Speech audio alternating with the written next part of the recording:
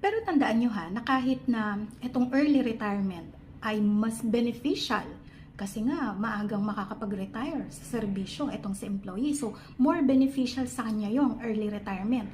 Kahit na ganun, kailangan pa rin na si employee ay magbigay ng kanyang express and voluntary consent or agreement.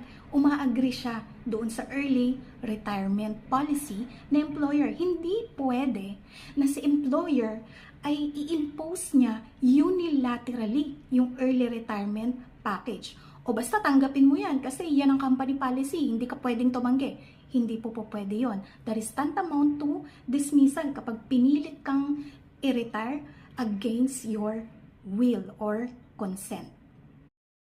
O ngayon, magkano ba under the law ang makukuha mo sa retirement?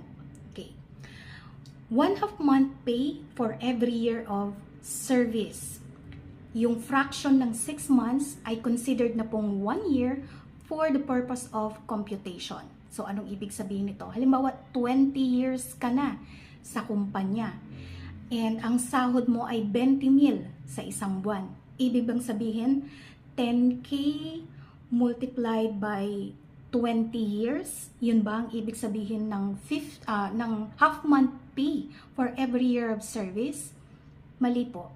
Ang half month pay na sinasabi natin ay equivalent to 22.5 days. Oh, bakit 22.5? Half month pay lang for every year of service. 15 days plus 5 days service incentive leave plus 2.5 days, ito yung prorated. Halimbawa sa early retirement policy na employer. Okay, early retirement, okay yun, beneficial yun eh. Pero ang nilagay niya ay half month pay, as in literal na 15 days worth ng sahod mo, yung retirement pay mo. Pwede ba yun? Hindi po pwede yun. O, baka sabihin nyo na naman, opinion mo lang yan. Hindi ko po to opinion.